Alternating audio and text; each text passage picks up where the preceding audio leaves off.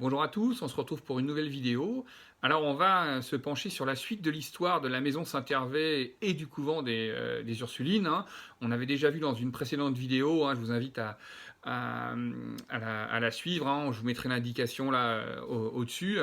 On avait déjà abordé, hein, la création de ce couvent au XVIIe siècle, hein, avec le rôle que les Ursulines ont eu euh, comme enseignement pour les jeunes filles. Évidemment, cette situation va être totalement bouleversée avec la Révolution française, hein. C'est le cas d'ailleurs pour la France d'ailleurs, mais à Hennebont, hein, ce sera la même chose pour les Pères Carmes et pour la grande abbaye Notre-Dame de Joie. Les Ursulines d'Hennebont vont peu à peu se heurter à l'opposition de la municipalité.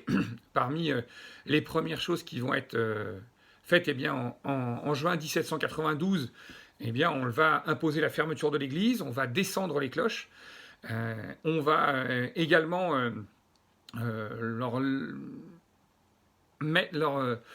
leur donner autorisation de continuer leur mission d'enseignement à condition que celle-ci prête serment à la constitution civile du clergé qui avait été instaurée en 1790. Et en fait, les religieuses eh bien, vont s'y refuser. Et tout simplement, on va fermer l'école. Et on va en juin, le 18 juin 1792, eh bien, les expulser. Alors l'expulsion a lieu à 3 heures du matin. Les agents chargés de cette mission, les agents municipaux, sont déjà présents dès minuit, mais on attend eh bien, le cœur de la nuit pour que eh bien, cette expulsion ne soulève pas une levée de boucliers ni des oppositions. Et c'en est fini de l'histoire des Ursulines à ce qui viendra Saint-Hervé. Alors les Ursulines, hein, reviendront après la Révolution, puisque en 1818, elles reviennent s'installer à Hennebont, mais dans la ville close, dans l'ancien couvent des Carmes, qui avait été acheté par le père Vidello, hein, pour suivre leur mission d'enseignement. Et c'est dans ce bâtiment-là qui aujourd'hui accueille l'institution Notre-Dame du Vœu, donc ce fil de l'enseignement a été conservé jusqu'à aujourd'hui. Le bâtiment, on l'a vu, les religieuses expulsées, eh bien, on va mettre le bâtiment en vente. Il est acheté, hein, pour la partie couvent et enclos par un dénommé Sauvager qui le paie 30 000 livres. Il y a aussi une part du terrain, hein, qui est vendue à quelqu'un d'autre. On n'a pas trop d'informations sur ce qui se passe entre cette acquisition de Sauvager jusqu'au milieu du 19e siècle, hein. Il est fait mention de l'installation de certains ouvriers qui ont travaillé sur sur la canalisation du Blavet, hein, de leur installation dans ces bâtiments-là, mais les informations sont relativement ténues. Il faut attendre un peu après la deuxième moitié du 19e siècle, hein, vers 1869, date à laquelle eh bien, est installé le collège Saint-Pierre. Donc on recrée un établissement d'enseignement dans ces murs, hein. Alors rappelons-nous, on l'a déjà évoqué, hein, l'église et un bâtiment conventuel ont disparu au cours de cet élément-là, donc il ne reste plus que le bâtiment L que l'on connaît aujourd'hui, qui a conservé tout de même son cloître. Le père Pinel, qui avait fondé le collège Saint-Pierre lors de son décès, va le transmettre par testament au cardinal Lavigerie.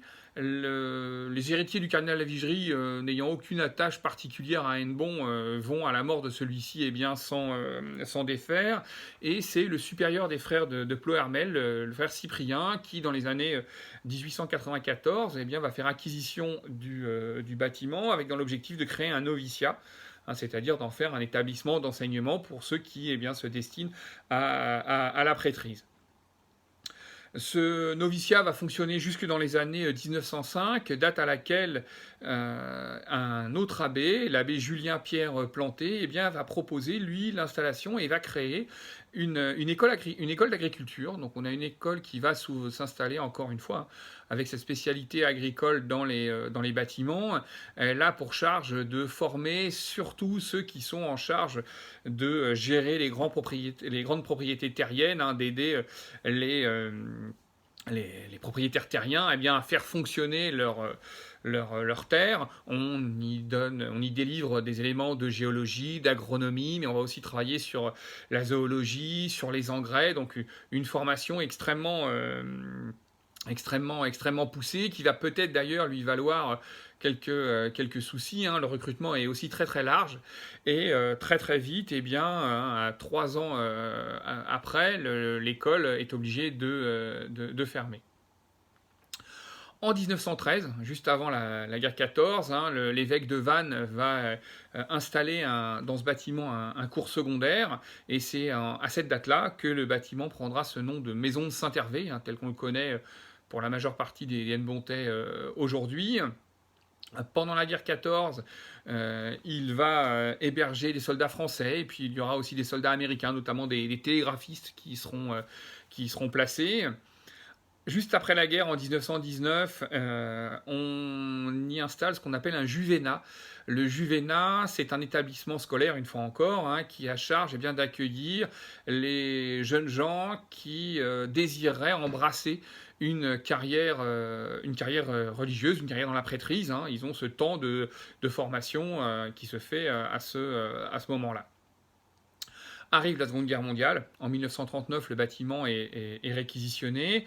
Il va accueillir dès septembre 1939 une batterie allemande.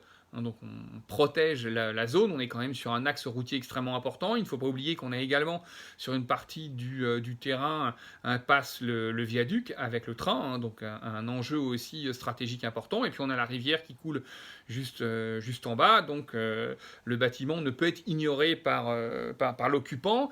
Dès juin 40, après la débâcle, il va accueillir près de 1800 soldats, hein, qui vont être placés à l'intérieur du bâtiment. La libération, après la libération, en 1946, eh bien, le Juvénat se réinstalle dans ce bâtiment, et puis peu à peu, eh bien, il va perdre ses fonctions. Aujourd'hui, le bâtiment est propriété toujours des frères de Plohermel, hein. Il accueille des prêtres qui sont à la retraite, et probablement qu'il faudra imaginer sur ce bâtiment chargé d'histoire un jour une nouvelle histoire, hein, une nouvelle étape risque de s'ouvrir dans son histoire d'ici peu. Voilà, c'était la deuxième partie de cette vidéo sur le couvent des Ursulines, hein. Vous avez vu un bâtiment extrêmement riche. Je vous remercie beaucoup de votre attention. Et puis, mais je vous dis à très bientôt pour une nouvelle vidéo. Au revoir.